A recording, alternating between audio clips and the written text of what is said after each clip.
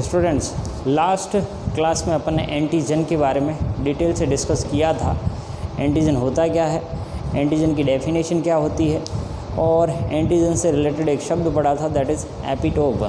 तो एंटीजन हर कोई बाहर से एंटर करने वाला मॉलिक्यूल जिसकी साइज़ क्या हो, 10 kD के आसपास हो, 10 किलो डाल्टन का हो, डिग्रेडेबल हो, प्रोसेसेबल हो, बाहर से एंटर कर रहा है, तो वो ऐसा मॉलिक्यूल अपने लिए क्या है, एंटीजन है।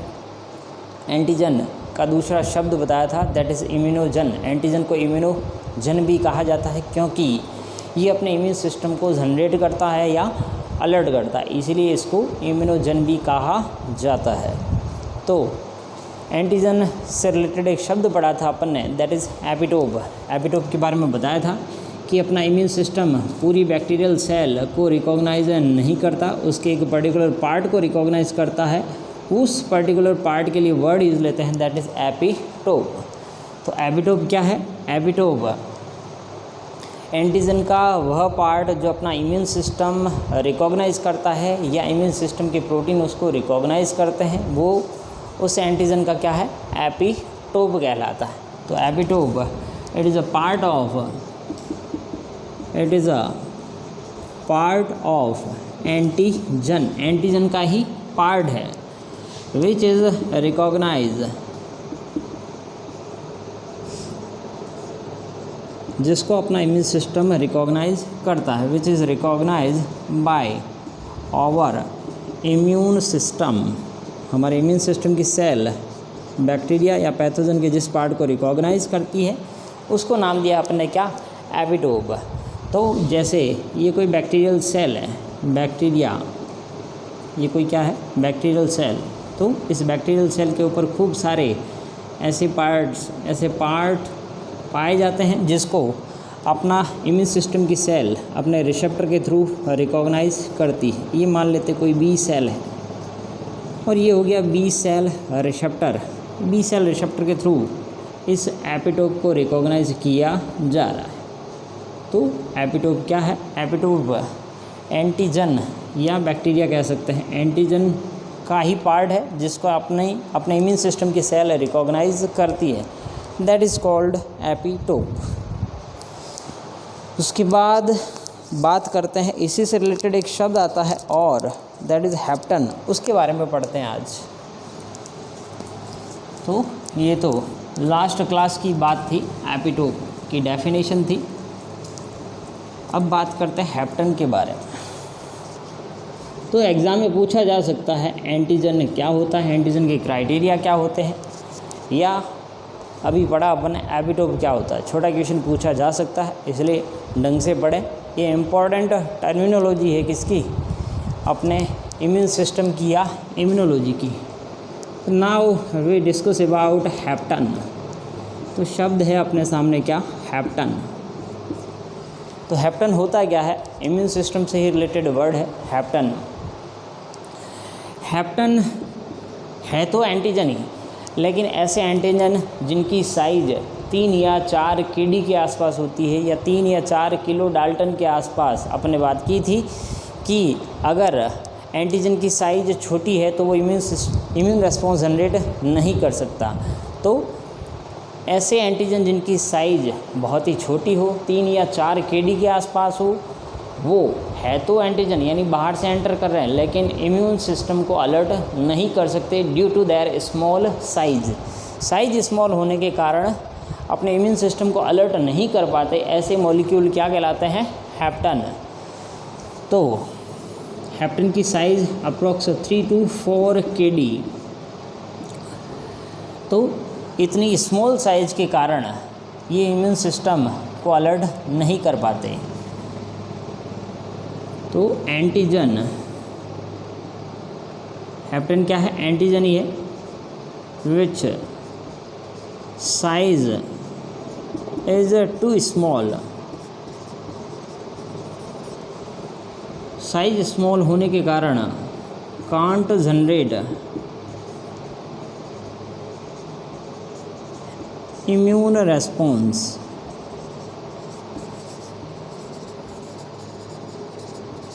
तो इम्यून रेस्पॉन्स जनरेट नहीं कर सकते। इन्हीं के लिए वर्ड लिया है क्या, यूज़ लिया है क्या, हैप्टन।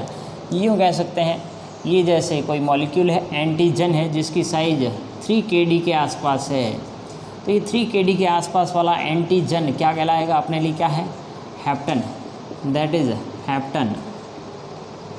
इस हैप्टन के साथ अगर कोई कैरियर मॉलिक्यूल आकर ऐड हो जाए, इसके साथ में कोई कैरियर मॉलिक्यूल, कोई प्रोटीन है या कोई ड्रग्स है, वो आकर ऐड हो जाए, उसके बाद ये स्ट्रॉन्ग इम्यूनोजन की तरह बिहेव करेगा। तो हैप्टन है तो एंटीजन वाला मॉलिक्यूल, लेकिन उसकी साइज़ क्या है, छोटी है। अगर इसको कोई कैरियर मॉलिक्यूल मिल जाए, किसको, 3 और 4 kD के एंटीजन को कैरियर मॉलिक्यूल मिल जाए, किस साइज़ का, लगभग मान लेते हैं 10 kD का कोई कैरियर मॉलिक्यूल इसके साथ अटैच हो जाता है, तो अब ये स्ट्रॉन्ग इम्यूनोजन की तरह बिहेव करेगा। तो इसको अपन अलग से डायग्राम में ले लेते हैं। तो ये तो हुआ अपना हैप्टन। हैप्टन अगर जुड़ जाए किसके साथ, किसी लार्ज कैरियर मॉलिक्यूल के साथ, तो इसको शॉर्ट फॉर्म में लिख रहा हूँ मैं CR, जिसकी साइज़ क्या है, लगभग 10 kD। CR बोले तो कैरियर मॉलिक्यूल, तो कोई कैरियर मॉलिक्यूल प्रोटीन भी हो सकता है। तो हैप्टन है तो एंटीजन, लेकिन साइज़ क्या उसकी, छोटी है। अगर ये ऐड हो जाए किसके साथ, कैरियर मॉलिक्यूल के साथ, तो हैप्टन और कैरियर मॉलिक्यूल मिलकर इम्यून सिस्टम को अलर्ट कर सकते हैं, किसके अगेंस्ट में, इस एंटीजन के अगेंस्ट में। तो 3 kD और ये 10 kD दोनों मिलाकर हो गए लगभग 13 kD। तो 13 kD अगर साइज़ है किसकी, किसी इम्यूनोजन की, तो वो स्ट्रॉन्ग इम्यूनोजन की तरह बिहेव करेगा।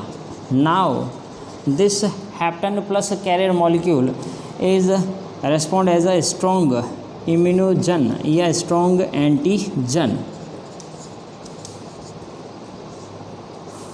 और स्ट्रॉन्ग एंटीजन। अब ये इम्यून रेस्पॉन्स को जनरेट कर सकता है। It can generate a strong immune response। तो हैप्टन है तो एंटीजन, लेकिन उसकी साइज़ क्या है, स्मॉल है, इसलिए वो एंटीजन की तरह बिहेव नहीं करता। अगर उसको एंटीजन की तरह बिहेव कराना है तो उसके साथ क्या अटैच कर दो, कोई कैरियर मॉलिक्यूल। अब समझ में आया होगा हैप्टन होता क्या है। तो हैप्टन है तो एंटीजन ही, लेकिन उसकी साइज़ क्या है, टू स्मॉल है। स्मॉल होने के कारण अगर कोई कैरियर मॉलिक्यूल उसके साथ ऐड हो जाए तो वो स्ट्रॉन्ग इम्यून रेस्पॉन्स जनरेट करा सकता है। तो ये बात थी किसके बारे में, हैप्टन के बारे में।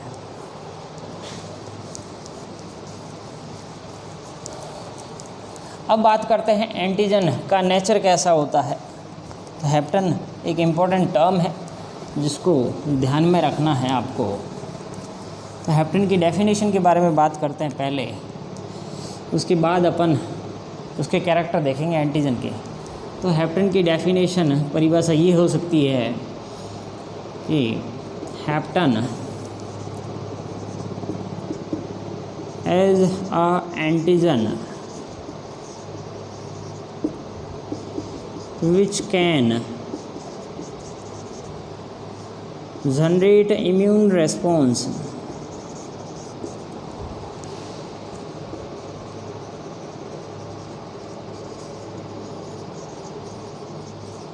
इम्यून रेस्पॉन्स जनरेट कर सकते हैं when it attach with a carrier molecule, किसी कैरियर मॉलिक्यूल के साथ अटैच हो जाए तो वो इम्यून रेस्पॉन्स या अपने इम्यून सिस्टम को अलर्ट कर सकता है। तो हैप्टन है क्या, छोटी साइज़ का एंटीजन है। छोटी साइज़ होने के कारण इम्यून रेस्पॉन्स जनरेट नहीं कर पाता है। कोई कैरियर मॉलिक्यूल अटैच कर दो साथ में तो हैप्टन एक स्ट्रॉन्ग इम्यूनोजन की तरह बिहेव करता है। तो अपन ये कह सकते हैं हैप्टन अलोन, हैप्टन अगर अकेला है तो कांट जनरेट इम्यून रेस्पॉन्स। अगर हैप्टन के साथ कैरियर मॉलिक्यूल ऐड है तो वो स्ट्रॉन्ग इम्यूनोजन की तरह बिहेव करता है। तो अब बात करते हैं नेचर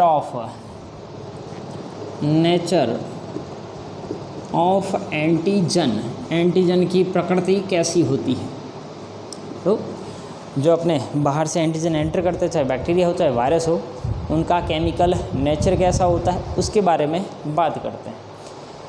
तो ज़्यादातर मोस्टली जो एंटीजन है they are proteinaceous in nature, यानी जो भी बाहर से अपने बॉडी में एंटीजन एंटर करते हैं उनका नेचर कैसा होता है, प्रोटीन नेचर होता है।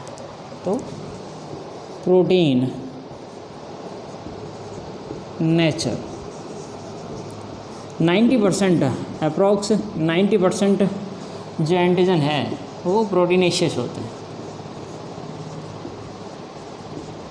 यानी प्रोटीन नेचर के होते हैं। और प्रोटीन नेचर का कोई भी एंटीजन होगा वो स्ट्रॉन्ग इम्यूनोजन की तरह बिहेव करता है अगर उसकी साइज़ कितनी हो, अप्रॉक्स 10 kD या मोर देन 10 किलो डाल्टन। तो प्रोटीन नेचर का जो एंटीजन है वो स्ट्रॉन्ग इम्यून रेस्पॉन्स जनरेट कराता है, स्ट्रॉन्ग इम्यूनोजन की तरह बिहेव करेगा। तो इम्यूनोजन कहो चाहे एंटीजन कहो, बात एक ही है। तो मोस्ट पोटेंट जो इम्यूनोजन है वो प्रोटीनेशियस नेचर का एंटीजन होता है, उसी का होता है। तो स्ट्रॉन्ग इम्यूनोजन या यूँ कह सकते हैं मोस्ट पोटेंट यानी सबसे तीव्रता से या strong immune response proteinaceous nature के एंटीजन के अगेंस्ट में होता है। मोस्ट पोटेंट इम्यूनोजन अगर वो एंटीजन किस नेचर का है, प्रोटीन नेचर का है। दूसरा कैरेक्टर कार्बोहाइड्रेट, यानी जो एंटीजन है उसका नेचर कार्बोहाइड्रेट भी हो सकता है। जैसे बैक्टीरिया की कई सारी स्पीसीज है जो अपने बॉडी में एंटर करती है, तो बैक्टीरिया की जो आउटर कवरिंग है, आउटर कोट है, वो किसकी बनी होती है, कार्बोहाइड्रेट या शुगर मॉलिक्यूल की बनी होती है। जैसे एग्जांपल ग्राम नेगेटिव बैक्टीरिया के बारे में बात करें, ग्राम नेगेटिव बैक्टीरिया की जो आउटर कवरिंग है, आउटर कोट या आउटर कवरिंग, वो एलपीएस की बनी होती है। एलपीएस बोले तो लिपोपॉलीसैकेराइड, लिपोपॉलीसैकेराइड।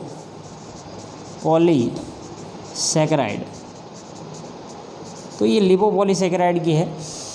तो कार्बोहाइड्रेट के मॉलिक्यूल भी स्ट्रॉन्ग इम्यूनोजन की तरह बिहेव करेंगे अगर उनकी साइज़ कितनी हो, 10 kD के आसपास या 10 किलो डाल्टन के आसपास। इसके अलावा कार्बोहाइड्रेट के बारे में बात करें, अपना आरबीसी की जो सरफेस है, आउटर कवरिंग सरफेस पर कई सारे शुगर मॉलिक्यूल प्रेजेंट होते हैं। RBC surface sugar molecule, RBC की सरफेस पे जो शुगर मॉलिक्यूल प्रेजेंट होते हैं उन्हीं के आधार पे आपके ब्लड की ग्रुपिंग होती है। कोई ब्लड ग्रुप ए है, कोई ब्लड ग्रुप बी है, कोई ए बी है तो कोई ओ है। ये किस वजह से है, अपने ब्लड के अंदर जो आरबीसी प्रेजेंट होती है, आरबीसी की जो सरफेस है, सरफेस पर कई सारे शुगर रेजिड्यू या शुगर मॉलिक्यूल्स प्रेजेंट होते हैं। जैसे शुगर मॉलिक्यूल के बारे में बात करें, नेग एन एसिटाइल गैलेक्टोज अमीन या गैलेक्टोज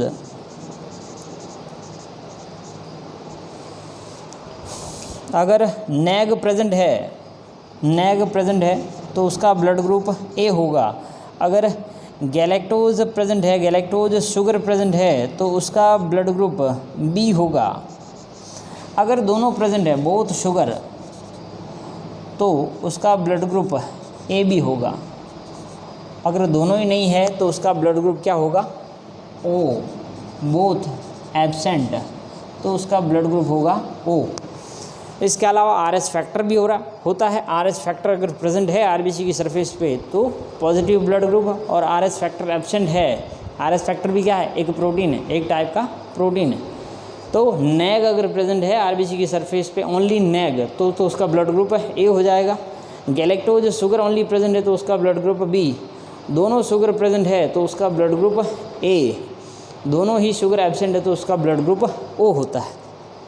तो ब्लड ट्रांसफ्यूज़न यानी किसी का ब्लड एक दूसरे को चढ़ाया जाता है तब ये ध्यान रखा जाता है ब्लड ग्रुप मैचिंग होनी ज़रूरी है, अदरवाइज़ जो आरबीसी बाहर से एंटर करी, जो ब्लड चढ़ाया जा रहा है, उसके अगेंस्ट में एंटीबॉडीज़ बनना शुरू हो जाती है, इसलिए ब्लड ग्रुप की मैचिंग की जाती है।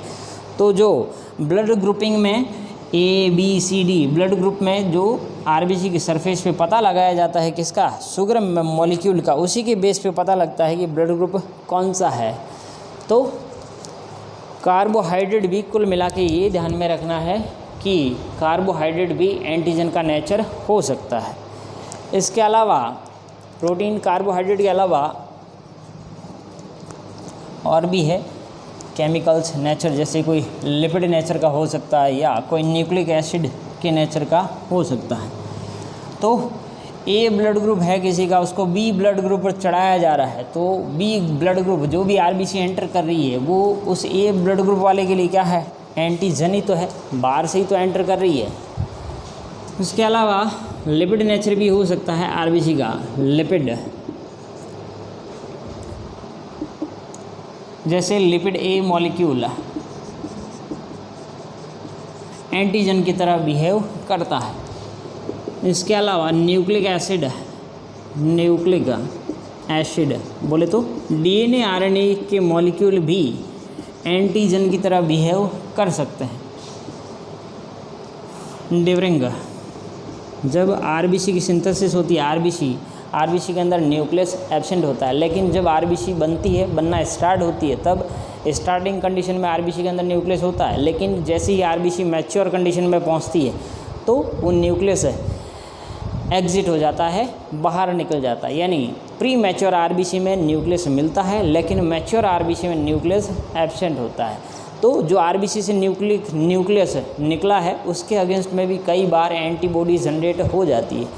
तो कुल मिला के न्यूक्लिक एसिड भी एंटीजन का नेचर हो सकता है ड्यूरिंग आरबीसी मैच्योरेशन। तो ये बातें थी किसकी, एंटीजन के नेचर की। तो एक बड़ा सा क्वेश्चन बन सकता है, एंटीजन होता क्या है, उसका नेचर कैसा होता है, केमिकल नेचर क्या होते हैं। तो प्रोटीनेशियस हो सकता है, कार्बोहाइड्रेट हो सकता है, लिपिड नेचर भी हो सकता है। इसके अलावा लास्ट न्यूक्लिक एसिड। इसके अलावा बात करें एंटीजन की, तो एंटीजन मेनली दो टाइप के होते हैं। एंटीजन के टाइप्स के बारे में बात करें, एंटीजन टाइप्स, एंटीजन मेनली दो टाइप के। फर्स्ट इज एक्सोजीनस और सेकंड इज एंडोजीनस। जीनस शब्द का अर्थ होता है जनरेट होना या पैदा होना। एक्सो यानी बाहर से, यानी फ्रॉम आउटसाइड, ये तो बाहर से एंटर कर रहा है। और ये फ्रॉम, एंडो शब्द का अर्थ होता है इनसाइड, फ्रॉम इनसाइड, बाहर से कोई एंटर कर रहा है। ये भी दो टाइप का होता है एंटीजन। फर्स्ट इज जीनोजीनस और सेकंड इसका टाइप होता है दैट इज एलोजीनस। जीनो शब्द का अर्थ होता है डिफरेंट, जैसे बैक्टीरिया हो गया, वायरस हो गया, ये अपने बॉडी में एंटर कर रहे हैं, तो these are the example of xenogenous antigen. तो बैक्टीरिया, वायरस, these are the example of जीनोजीनस।